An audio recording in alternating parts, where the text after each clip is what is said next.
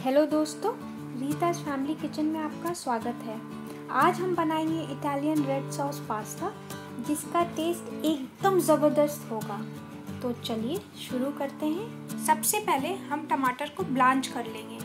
इसके लिए एक पैन में 2 कटोरी पानी डालेंगे।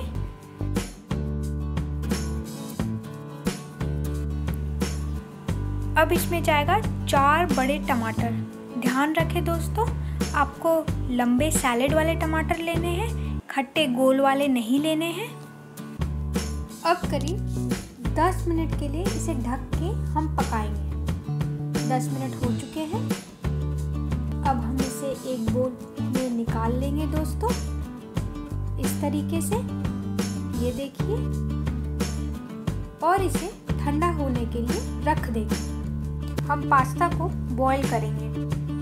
इसके लिए एक पैन में पानी लेंगे, उसमें जाएगा 1 चम्मच नमक, 2 चम्मच तेल, ताकि पास्ता हमारा बॉईल करते समय आपस में चिपके ना, और इसे ढक के बॉईल कर लेंगे। ये देखिए, पानी हमारा बॉईल हो चुका है। अब हम इसमें अपना पास्ता डाल देंगे।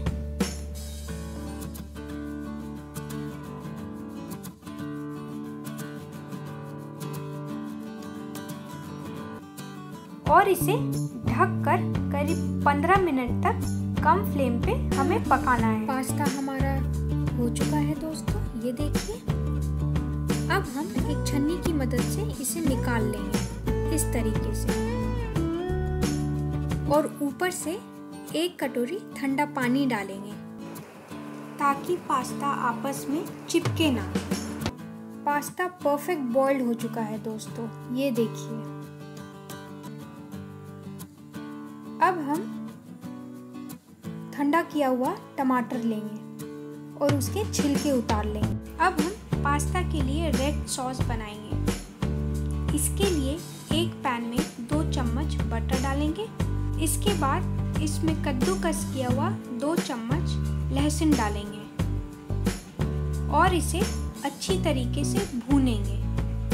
ये देखिए दोस्तों, इस तरीके से करीब 2 मिनट भूनने के बाद हमें इसमें ब्लांच किया हुआ टमाटो प्यूरे डालना है, जिसमें मैंने 2 से 3 चम्मच टमाटो सॉस मिलाया है।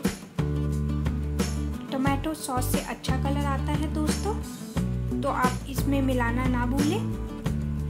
ये देखिए, अब इसे हमें तेज फ्लेम पे करीब 5 से 7 मिनट तक अच्छी तरीके से हिलाते हुए पकाना है। ये देखिए दोस्तों, कलर कितना उभर के आ रहा है।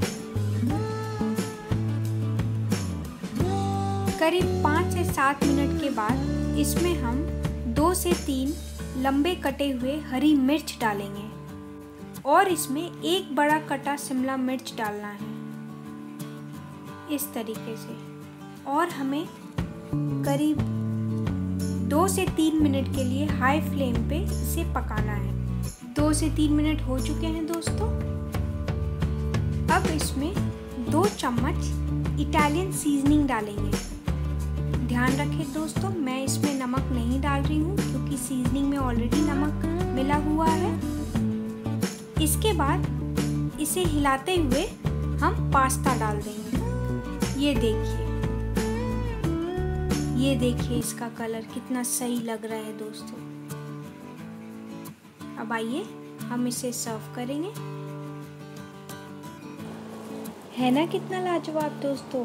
अगर आपको मेरी रेसिपी पसंद आए तो प्लीज़ लाइक और कमेंट करिए, और मेरे चैनल को सब्सक्राइब करना ना भूलें।